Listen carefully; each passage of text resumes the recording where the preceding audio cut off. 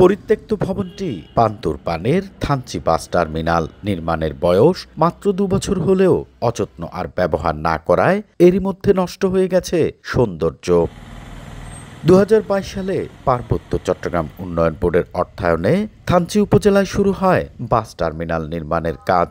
2024 সালে নির্মাণ কাজ সম্পন্ন হলেও এখনো চালু হয়নি টার্মিনালটি। ধীরে ধীরে ভবনটি পরিণত হয়েছে ময়লার ভাগাড়ে। দেয়ালের রং এবং আসবাবপত্র নষ্ট হয়ে গেছে। রাতের বেলা চলে বখাটেদের আড্ডা।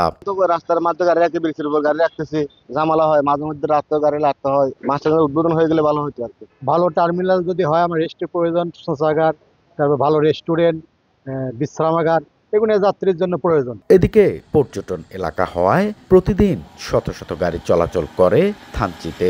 বাস টার্মিনাল চালু না হওয়ায় সড়কেই যত্রতত্র পার্কিংয়ে সৃষ্টি হয় যানজট। দুর্ভোগে পড়েন চালক ও যাত্রীরা।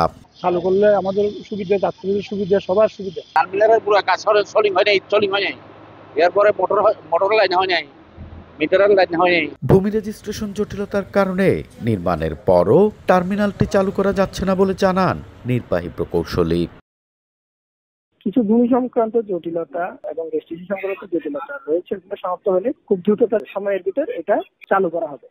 1,50,00,000 টাকা ব্যয়ে বাস টার্মিনালটি নির্মাণ করে ঠিকাদারি প্রতিষ্ঠান মেসার্স মিল্টন ট্রেডার্স।